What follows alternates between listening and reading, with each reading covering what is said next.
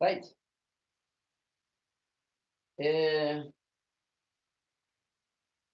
Nauro handinayo nasendleleni kwa-social media. Vanhu vekumba zimselect. Social media yakamira so. Yanichikupai wisdom. Yanichikupai wisdom. Social media yakamira so. Social media yakafanana nelight raunaro kumaruzevha murima. Raunotora pfungwa dzakangwara. Worigadzika pamusoro pechitanhangari panze.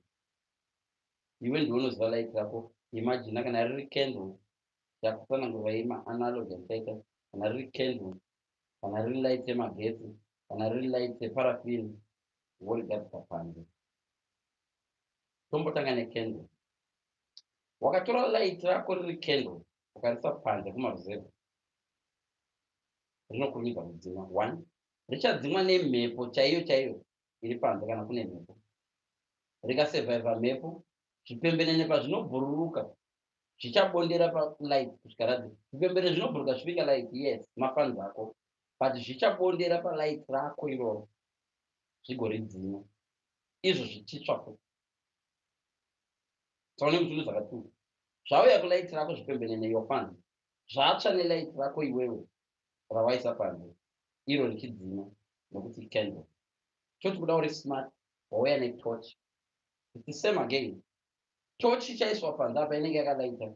Zvipembenene zvemafans ako zvichauya zvisvinga torch yako iwewe torch yawaisa panze. Ava mafans auya vari kurovera patorch. Mamwe acho anenge achirovera patorch achitokuvara kana yavhupisa. Because light inopisa kuramba riona. Zvimwe zvipembenene zvine zvauya zvichikuvinga zvinobondera palight pako zvichitofa, zvimwe zvichitsatika. Have you ever noticed kana uchidhiraivha usiku zvipembenene zvinobondera pamalight emota kana amakuseni mota inenge ine mhashu dzakatsatika zvinhu zvakarovera pamalight zvinenge zvauya zvisvinga light remota but zvichitsatisiwa nemunhu. Ndozvinopeka. Social media yakamira seizvo. Mamwe mafans enyu ndimwe munoauraya nelight ramashandisa nepamariisa. Nyaya yenyu yokufunga kuti mafans munhu wese auya kuzovuchira avinga iwewe ifani yako. It doesn't matter how popular you are. Kana iwewe une social media account yako une 7,000 people, trust me, and trust me on this one. Havasi vese 7,000 vari mafans ako. Hazvipo. Nyangwe wakanaka sei, trust me, 7,000 vese havasi wako. Zvinotoita zvokudai so. Ukaisa light rako murima rinoattracta zvipembenene. Handiti kune zvimwe zvinhu zvichauya zvichiuya kuzodza zvipembenene. Get this analogy right, because inoda vanhu vakadzidza vanhu kana ukanzwisa zvinotaura zvinenge very important. Kune vanhu vachauya kusocial media account kwako vachivinga zvipembenene zviri pai palight rako, your own fans, your real fans, those are close to you, zviri kubhuruka zvichibondera bondera patochi yako kana candle rako riri panze. Forget kudzimwa nemhepo, tichazoanalyza kudzimwa nemhepo kana ndiine time handina. So ndongoita chop chop. Zvipembenene zviya zviri kubhuruka zvibhuruka zvide zvibhuruka zviri kuonekwa nezvimwe zvinhu zviri miles away.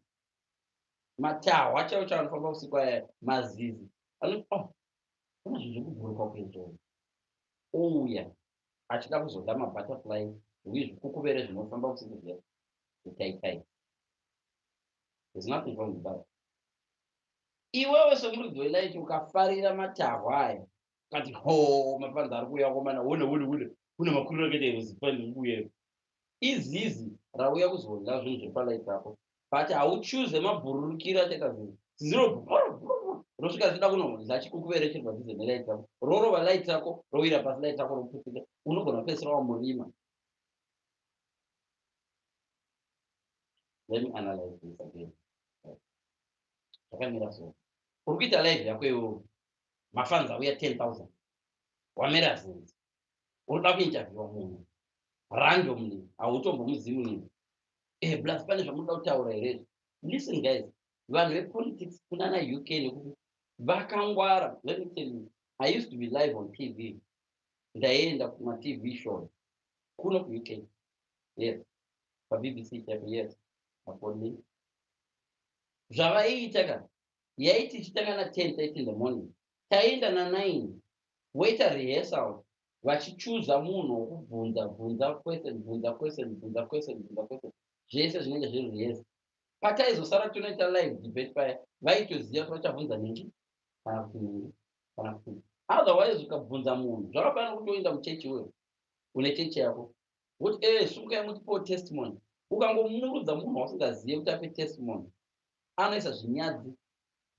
Kune vamwe ndokupa example, unongomufundisa wakambozviita izvo, uyo mufundisa ane chechi yako, panoda kuita testimony here kana panoda kuti moti leader neprayer here, personal bhatumuka akatanga kutuka Satan, Satan Satan musoro unenge kudo, Satan achisa zvinyadzi apa mufundisi atozviita ari kurekodha. What do we learn from this?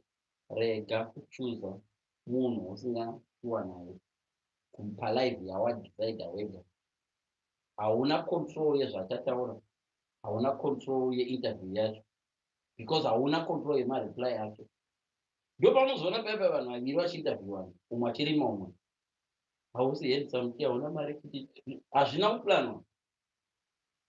Wangouya une pfungwa dzokusukwa mapoints, unodzokera wakasvabaira iwewe. Iyewe nyakunyakuwanzira vamwe ukada kungoti musikana angu wewe ungoti hi baby uri palive. Tinoona malive mazhinji kuti dzimwe nguva unoona munhu so kabhebhi kachikuwanzira so palive yako. Pane recently mukoma vanzanzi mino yakauya ikora kudarika maipambo watocherwa light ratobonderwazve munhu wese atoriona light richirohwa whether wachakanzora live iyoyo amascreenshot vatotora wato. This is why you need to be careful. Choose battles ako. Haungonongi one of your fans. Vamwe vanhu vanofunga kuti kana light iri panze murima vakaona nyoka ichimurudza musoro, nyoka iri kufarira light yako. Shamari, nyoka haisi kufarira light yako. Yauya kuzoda zvipembenene njeri pawipa. Ukafamba murima imo because light iri apo, but ukafamba murima uchidaida kulight, nyoka ichafunga kuti unoda kugwa naye ikakuruma. Vanhu vanourawa nezvinhu zvauya palight ravo zvisina kutombovinga ivo, zvavinga zvipembenene. Vamwe vanhu vari palive penyu vari kunya mabhebhi anokufolowa ivo. Vamwe vanhu varume vanoona vakazara pavinhu vari kuya kutozokuspaya, vari kuya palive pako kuti vameke sure kuti zveshe vari palive vakubire kwavari kuenda, vainde vanopaza kumba kwako iwo uri palive. Zvimwe zvipembenene mosquito ikanzwa munhu achida so inoenda kumba ichinoudza vana mai vayo mosquito. Remember, I'm doing my analysis here. Inoenda kumba ichipinda munhu anondifarira kumwe. The guy was clapping for me. Vanhu vanoda music yangu. Inda mwanangu vakachimuchira pese pana chibhuruka vakachimuchira vachimuchira my music. No mosquito, listen mosquito. Vanhu havasi kukuchirira, they are trying kukutsatisa, varoda kukuuraya, varotokumisa. Havasi kukuchira kana vachida so vanhu kana uri mosquito. Listen, kana uri mosquito chibhuruka ukanzwa kuti tiza kuuchira kuda kukutsatisa, varoda kuinde pakati pemaoko vakutsatisa. Mamwe vapanza munawo pamafacebook penyu vakangomirira atinoti isusu nyaya. Vamwe vanhu vanotori nemachannel avo, vaso uchiti ukaita skanda wakakoso boom kati kune imwe channel. Kundasvika sei? Ndaenda nenyika. No, hauna kuziva vanhu vauya palight yako. Munhu akangwara manje akaona light yangu inochaka zvipembenene, haurambidzwe kulaita light yako, but vhara door rako first. Wolaita light uri musitting room mako, still musitting room mune zvipembenene zvagara zviri mumba mako zvichabhururuka zvichida kuuya palight yako. Those ones you can control. Those ones zvikakuannoya, you can even spray killem here. Zvopa zviri panze ukaspray killem une chiwesta killem yako bhoza yataiti killem yaya inouraya zvipembenene. Haukwanisi kuzviuraya zviri panze bhoza inoenda mumhepo. Unochitonida 10 billion gallons of killem kuti uzviuraya. And besides mukufamba uchida unolai uchitodzima unogona kutsika nyoka yanga yavinga zvipembenene ikakuruma. Vanhu vazhinji vakafa nguva yemadhumbunda, ainzi madhumbunda kunana bwerepete, vachida kunobata mhacho dzainzi madhumbunda, vakafa vachirumwa nenyoka. Pane madheath akawandisa akaitika nekuda kwevanhu vairumwa nenyoka. Kuti madhimbudzi nenyoka zvafambira nacho. Nyokawo dzaida kunodya madhimbudzi, iwo uchida kunotora madhimbudzi. Saka naiti vachida kubata madhimbudzi kudai so vorumwa nenyoka. Same applies nevanhu vanochera mbeva. Kune vanhu vanochera mbeva vakawanda vakavurawa nenyoka. Nyoka yapinda mumwene wembeva ichida kudya mbeva. Iwe uri kudhiga, hausi kuziva pauri kudhiga apa pangopinda nyoka. Ndosati kuti choose your battle right. Anthony Joshua akati umwe boxer waida kugwa naye akanzi kunzi abatwa nemadrugs. Anthony Joshua anobva angochuza a random fighter or Ruiz, and choose chakafuta Ruiz yatibu. Shamwari usangochuza munhu usingazivi. Achuza Ruiz ya boom boom boom, Anthony Joshua anokwa Anthony Joshua anokwa nechinhu chakafuta kudai so. Haana kuziya how to pick mabattle ake. So iwo kana une live yako iva nevanhu vaunotrust kana kuda vapinda palive. Usangoti ndiani anoda kupinda palive pangu. Unopinza munhu anokulaita palive pako iwe. Hapana chinhu chinorwadza sekulaitiwa palive yako iwe. Zvazvokuti unosara usina kana maki kana one. Right? So tataura nesu tikati light remurima rine danger one, kana riri candle rinogona kudzima nemhepo yabhururuka yechimhuka chiri kubhururuka chiremwa remwa inoridzima candle. Tomboti torch, zizi rinobondera patochi richida kubata chikukuvere chiri kubhururuka niye torch. Zizi hariziviza tochi chii, rinoda chikukuvere charaona murimi. Robhururuka chidai mazipapiro aro harina kumezha kana mapapiro akakura sei. Richida unorova chikukuvere chiya rorova nelight rako boom.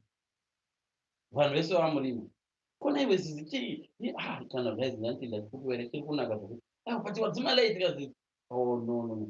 This is what happens on a live. You are in control of the shomafoni. Ndo papa unozoti uri pafoni papa. Uri kuita live yako. Foni inoringa. Hauna control. Hello daddy. Hello daddy. Uri kuti hello daddy handiti. Izvo ndibhee wako. Hello baby. So from daddy to baby in 2 seconds waita disaster. Vanhu pasocial media pako vanoona zvavanoda, havavoni, hauna control yezvavanobona. Ndakuzvaza nemudai. Vanhu vari pasocial media havana control. Hauna control nezvavanoona. Right now vanhu vanogona kunge vasingaoni inini vachiona hembe yangu yakuita zvokushina bhozi ndenge ndafuta naona maso. So indi kumwe vari kuona inini vanogona kuona hembe yangu.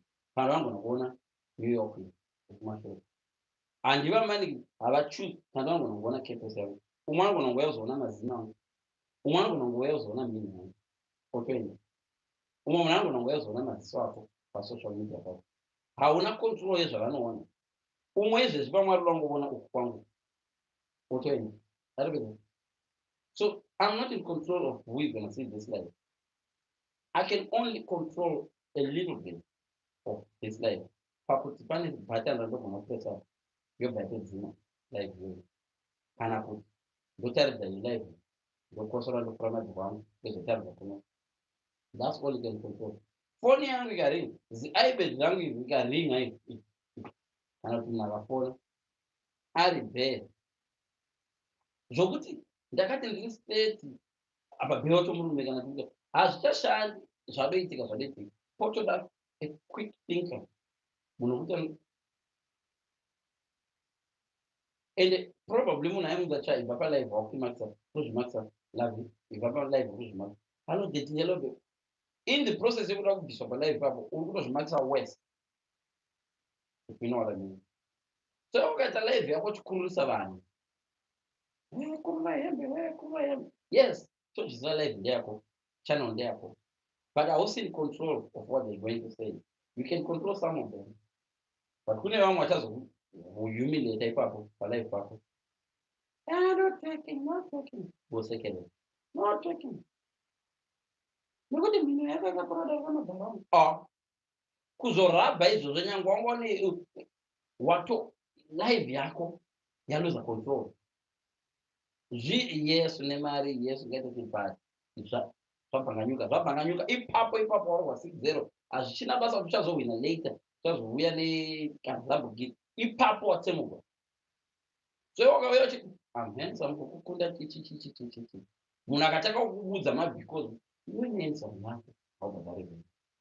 iwe nehandsome yako nechikoro pamusoro pehandsome yako. Hauna vakadzi vakanakafunda vanhu, hauna dheni kwekufungira.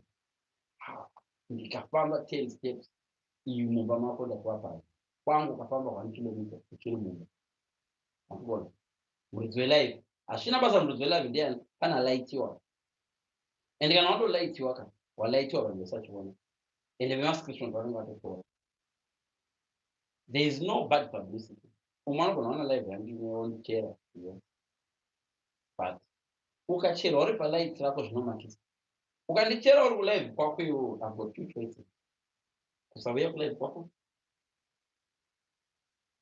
even ukanditega, I've got two choices. I can untag myself or kuuya kulive kwako ndokupisa. Mistake yatinoita manje ndekuda kuita score mapoint. Social media inofanana nebhora rokunoti go bhora.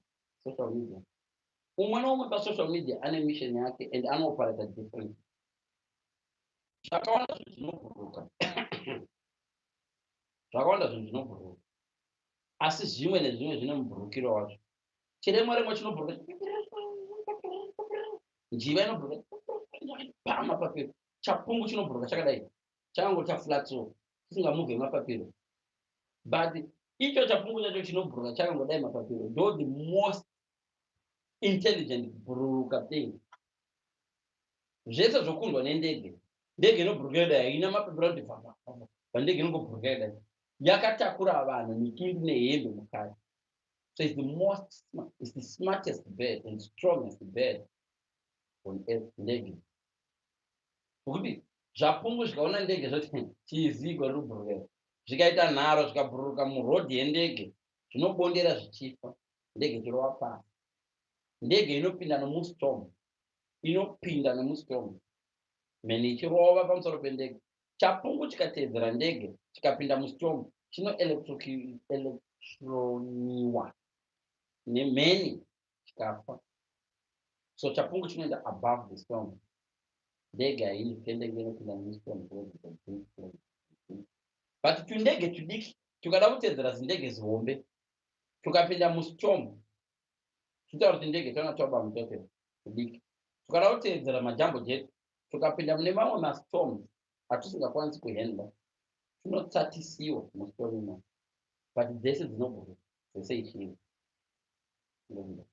Nese muri pasocial media kune mumwe munhu anoita cop pasocial media better than you nekuda kweengine yake. Ndege inobhuruka from here to Australia, dzimwe shiri dziriko dzinobhuruka from here to Australia, but hadzikwanisi kubhuruka kuchipisa. Ndege inobhuruka makuseni manheru chero payada. Dzimwe shiri dzinomirira kotanga kwaita winter dzobhuruka dzichienda kunoenda mhepo. Yes, kune shiri dzinoti in summer dzoenda kuAustralia, kana summer yako Africa dzoya kuZimbabwe, dzichidero. So iwo as a social media person usazvikompea neimwe munhu. Ndakadai so paYouTube pangu I've got 1000 something fans. Kune vamwe vanhu vari even more popular, vari kutostruggle kuita 1000 fans. Kouya vamwe vanhu vari less popular vane 15,000 fans. Yes, paYouTube vanoti vamwene havasi popular as popular as some of these celebrities, but pamalive pavo vane maviews vakaita chinhu so chinoita maviews 15 billion. Usajaja popularity yako nemaviews. Like I said, vamwe vanhu vari pamaviews vako vavinga nyaya, vamwe vacho vavinga kuzotsvaka mamistakes, ndo vazhinji vacho. Vamwe vacho mafans ako vanokuda, they love you, ukatoti ndokuda vamwe vacho vanoti marry me tomorrow. Some of your fans, yes, those people watching you. Vamwe vacho zvokuti hauvadizve yaimwe nyaya, but ivo vauya vachikuda. Vamwe vacho vanotori nemapicture ako mubedroom usingazvizivi, vakadownload vakanamatidza pamadziro. They love you. Vangani venyu vaive nemapicture aDavid Beckham paaitamba bhora pa muZimbabwe. But David Beckham aizviziva here kuti ariko kwachivi uko akaiswa pamadziro kwachivi kugokwe anga asingazvizivi. Ndo zvakaita social media. Kuna vamwe vanhu vanokufollowa because they adore you. Kouya mwana anouya pauri nokuda kweupenzi hwako. Vamwe vacho vanouya pauri pasocial media pako kuzotsvaka mapenzi ari kuuya pasocial media pako kuti vati ndo vaya vanoinga zvikukuvere zvekubhuruka zvibondera palight ravakaisa murini. So light rako tomboti zitawa light. So the bigger the light rawaisa murima, the more zvinhu zvazvino attract. Rikakurisa light racho ro attracta chero ndege dziri kubhuruka. Ndege dziri kubhuruka dzinogaidhiwa nemamwe malight atinoona anenge arimo. Akareba kudaro mamwe angotsvuka so. Akaisirwa ndege, pilot akaona light ro ranozvadini. Ipo pandira panofangoenda takadasi. Kana vakadai kune etola building ndogona bondera. Height yangu inofanirwa kuva above this. Vakatema vanoziva zvekupilot vanoziva. So the bigger the light, the more the problem. Vamufane mari, the bigger the amount of money unayo, my problems are always there. Yes. Right now unoda kutenga chingwa nemazai. But ukapiwa 10,000, hauchada mazai, wauda restaurant, wauda McDonald's, wauda kutenga hauchada zvinhu zvemusupermarket, wauda kundogadzira yako supermarket. So light rako ndiwo unoriziva. Zvandinotaura ndizvo, kana uri celebrity kuZimbabwe, choose mabattle ako uri smart. Usafamba uchichallenge vamwe vanhu. Vanoda kuscore mapoint newe. Unogona kuchallenge vamwe munhu. There's some people who want to say they thrive in controversy. Vakakonana ndo popularity yavo. Chavanongoda chete kungoita controversy. Vanhu uye akonana Nicholas. Akonana maningi ari kumuundo. Boom, atwa famous nekukuundo. Saka zvakwauriwo kuti pasongo yandakaenda usarega makusha yako achivakiswa dendere. Yes, haurambidze shiri kuvaka dendere nemakusha yako agara atavuka akawira pasi. You can't control that. Shiri inonzi dzimba inononga makusha pasi ichinovaka dendere. There's nothing wrong with that. But kana shiri yacho ikatanga uya ichizokutavura iwewe wakamhara pamuti yokutavura makusha, mira ndikubvise we ndipe makusha ibanisa yako kutenga. This is what we do sometimes for social media. Munhu anokudana pa social media pake. Uya ndikuundure. Iwe wakafanira nedhimba iri kuti kuchapungu. Iwe mira ipapo ndoda kubvisa makusha ndivake dendere rangu. Chapungu, okay, come, how many? No. You can let the birds fly above you. Yes, fine. And you can let them pull on your head. Anogona kukudhokera achibhuruka pamusoro pako. You are allowed. They are allowed to do the. There's no problem with that. But kana dzoda kuvaka dendere mumusoro mako ukati okay. Chapukuto ndayazo vaka dendere mumusoro mako. You are one of the stupid person. Chiri ngadzibhuruke mudenga dzikuitire tsvina. Yes, bhuu dziri mudenga is there right. But kana dzoda kuvaka dendere kuya nezvitanda 2 zoisa pamunongonya pako, zotora zvimwe zvitanda 2 dzisa pamunongonya pako. Now you're taking the mic. Zvandinoona ndezvokuti pasocial media pedu apa macelebrity ekuZimbabwe ngatizvisei kumwana light rauri kushandisa ndezvii? Uri kushandisa reparafini here? Wakanga uchishandisa light reparafini, ziva kuti parafini wakaisa yakawanda zvakaita sei. Because vamwe venyu munoti parafini iri pahafu, you still want to go outside kunoita light rako paparafini. The more the wind izvinonzisikana munhu akagara kuziva, the more paraffin consumed. Saka iwe wakangoona kuti dziri kuma1 midnight, 12 midnight. Apa unoda kuti usiku huchakareba kune 1, 2, 3, 4 kusvika pazoedza ndi5 pachazobuda light yaruka umweni. Rega kutora light rako kai wori lighter na1 iro rine paraffin inongolasta 1 hour. By 2 rinenge radzima. Saka uchinge 3, 4, 5, 6 unenge uri murima. Pakaita munhu arodaita battle newe uri murima na 4 AM. You don't need kutora candle kuti vuya ngomirira kuedza. What am I trying to say? Umwe munhu akakudena so for social media, don't fight them back usiri ready, or don't even answer them back. Vakakuti vuya palive usaenda time yako iwe, enda time yako iwe. Iwe unoziva rima raunaro, iwe unoziva light raunaro. Kana light rako risingaite riri candle, munhu akabvira panze ite competition nemalight kuti mirai yaitite competition nemalight mangwana ma6 where you don't even need your candle. Uri paadvantage because yacho makuseni ndinochuzwa pane iwo uda nekalight kako kadiki murima rakakura kudera uchingotanga kuita competition dzisa, you are just going there to embarrass yourself. wakangoita scandal ukadamwa iwo vandikuite interview aiwa kama usaenda kunoundurwa wega iwe kusumuka nemakumbo ako chinozviundurisa. So masocial media zimseleba yona wili to choose your battles smartly. Mukaita mashows enyu haukontroli macomments anese zvimwe zvamunoita nokubloka nakutokubloka. Kubloka iweakness, kubloka iweakness. Munhu anobloka munhu pasocial media pake anobloka mafani, he is not yet ready for being a celebrity. Vasati wava ready.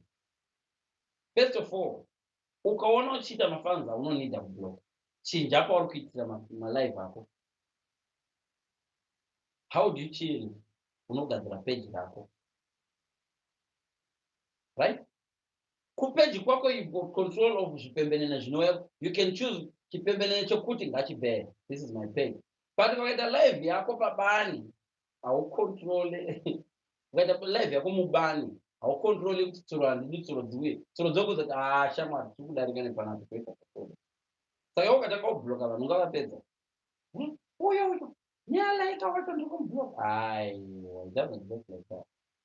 You are not smart. You can try it. But vakauya vari 5,000 vavengi unozvipa chigona nekubloka. So paripo pamwe panofanirwa kungoti hands up guys, vanotuka izvi inguva yenyu. But kana mazouyawo musoro mangu moda vakadendere kuall kwangu I have got control. Kuall kwako unodecide kuti mafanza 10,000 akwana ndichada more. I'm not accepting any more or 2 mafanza akwana ndauta live. Like right now ndita live with control. Kana ndanichiita pamhene pasiri paline pangu kufacebook they know about 2,000 people vari kuwacha and I've no control of zvavachataura. Kutozobeka neediting uyo andichera uyazodai ndozvandiri kutaura zvokuti chii sometimes unozviundurisa wega pachannel pako. Wakazviundurisa wega iwo pachannel pako wakapusa. Wakaundurwa pachaunga ukazama kuda kuvabloka uri kuvashowa weakness yako. Choose your battles right.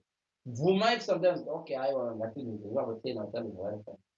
Pane kuda kuluza 50 uchida kurecover 10.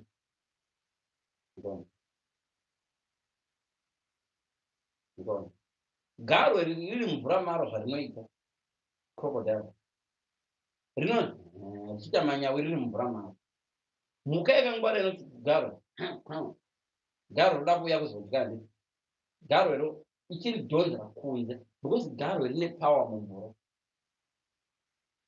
A stupid mhuka ndogara chinotaura dzimwe shumba dzakapusa dzee dzichivhundisira negarwe dziona kuti garwe dzoda kupindira garwe mumvura. Game iyoyo macelebrities zvaika usapindira garwe mumvura iwe usingagoni kuswima. Vanhu vanobvumidzwa kupindira garwe mumvura vanhu vakaita sana hippo. A hippo can play home and away. Kunze nemukati garwe rinozati ine hippo harina chance. Rikaita mistake rikapinda pakati pemazino ehippo rinotsvatika in two rokugurika in two. So iwe unoziva territory yako, ziva malimits ako. Mhuka zhinji dzinourawa neshato. Shato I watch wildlife. Ndaita analysis wildlife.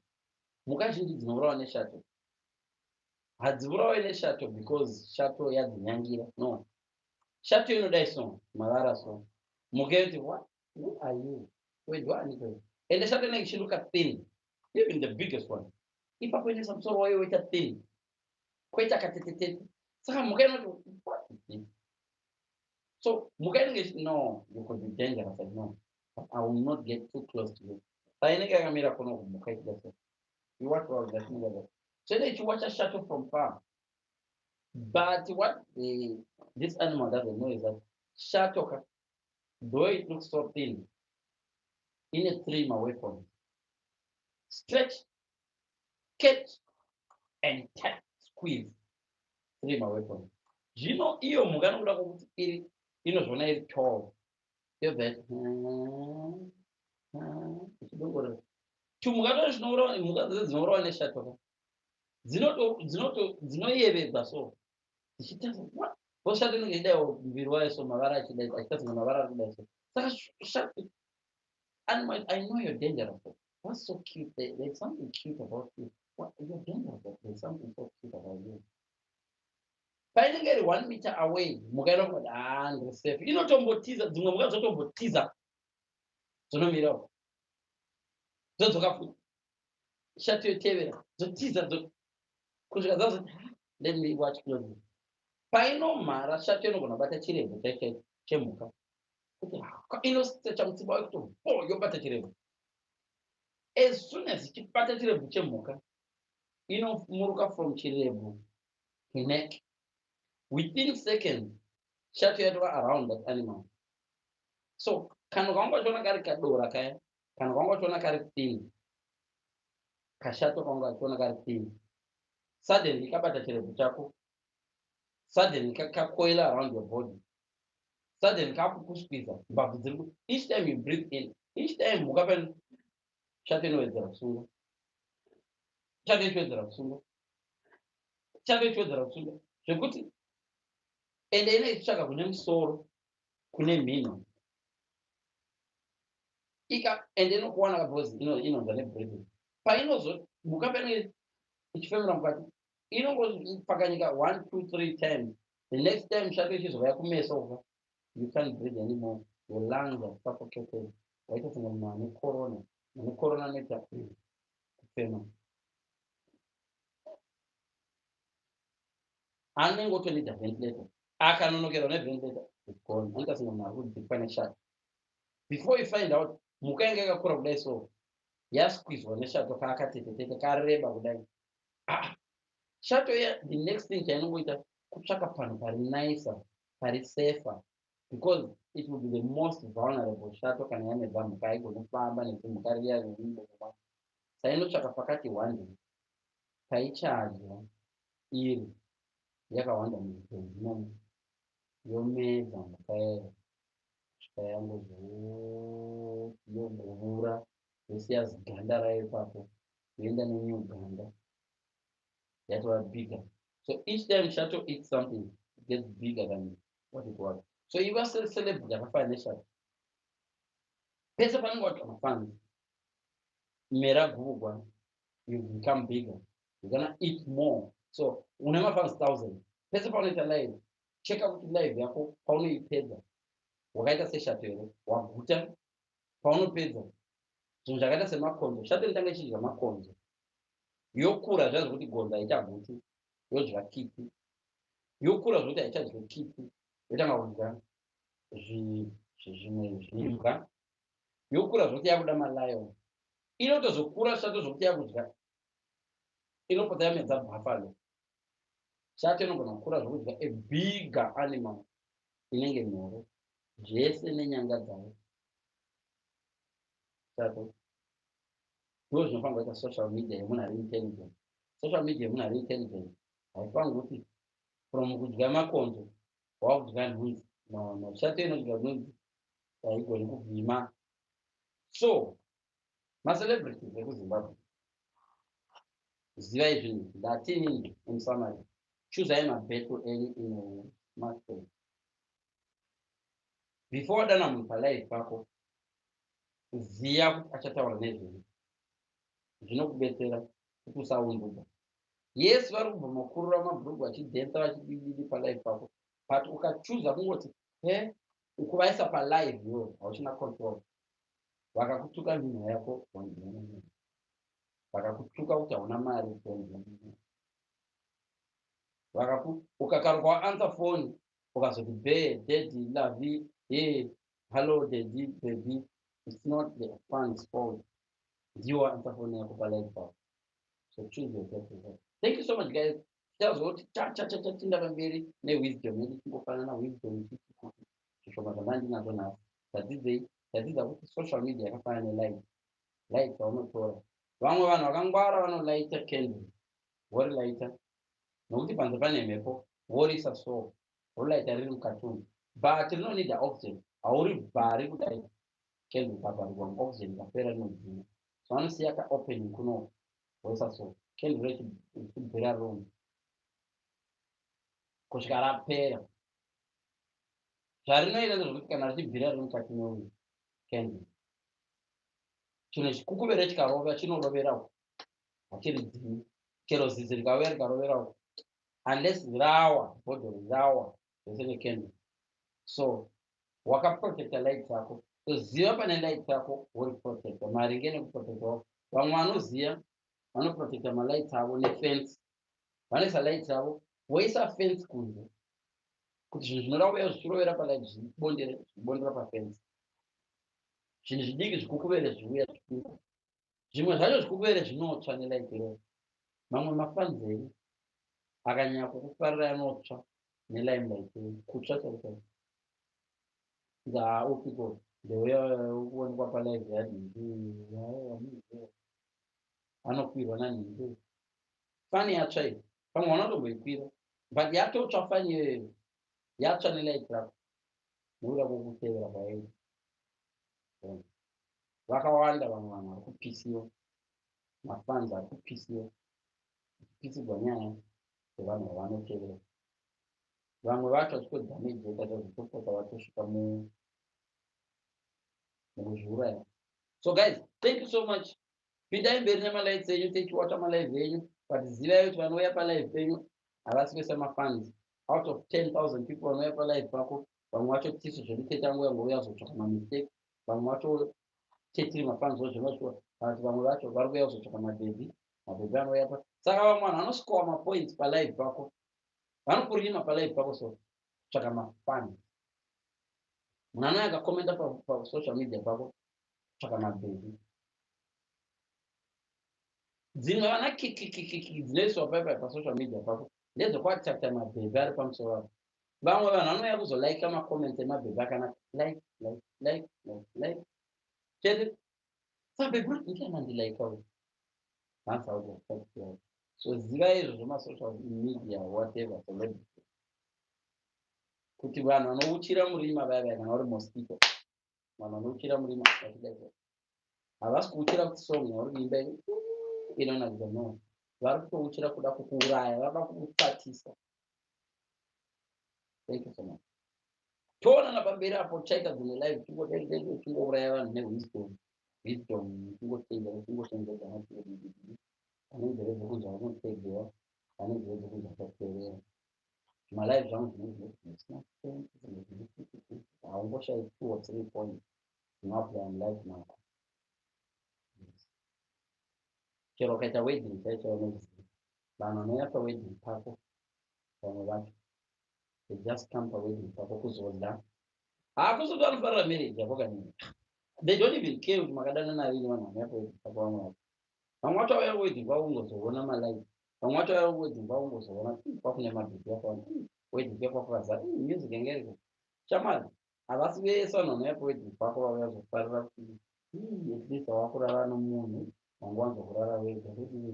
No, maybe 1 or 2 baba vako namai vako chete vaikunzwa uchita masedekona ndo vanotokunzwa kuti mwana idanga angoutsa azwana mukadzi. So rega kufara neaudience yausingazivi kuti yanyanyofambira. You can only assume.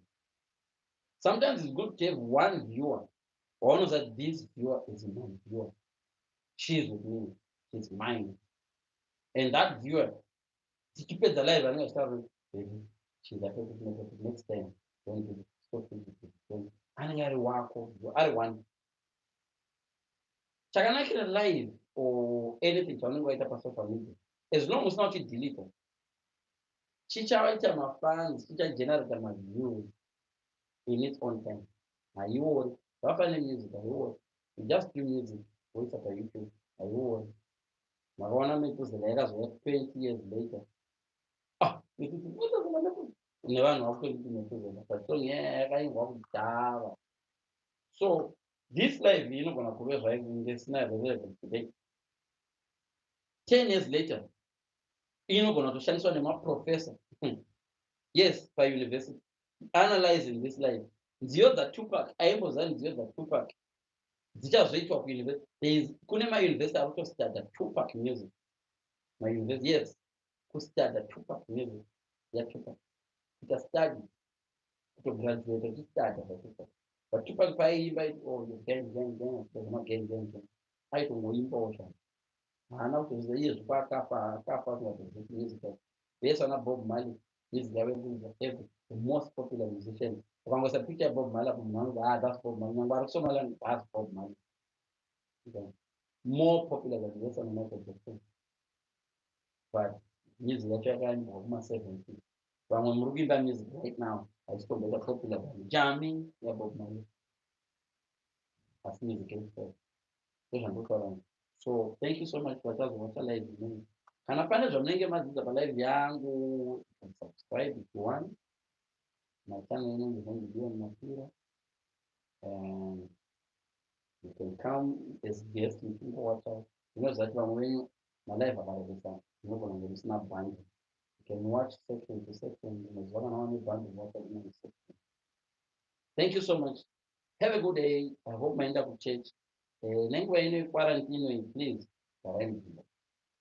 Chirwere chino chiri real. Unoziva chii? Chirwere chino ichi kana usiri pafrontline unogona kufunga kumafanira. Wakaita munhu ari kushanda ari pafrontline kana kuti hama dziri close to you dziri kutsemwa nazvo. Guys, no. Iwe ukaona nyika yedu sedzinoti vanhu 800 in a day, 800 per day. Guys, garai mudzimba.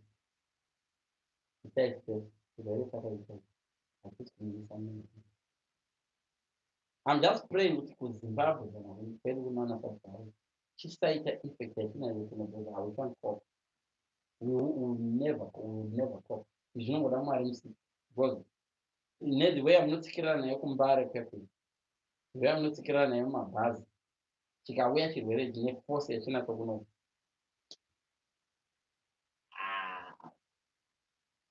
Okay. Thank you so much, guys. Have a good day. Dini and Dion Mapira. Ndambodisaiba kupfeka shirt now. Chikecho ndakavhumaika yazonyanisa kudii. So thank you so much.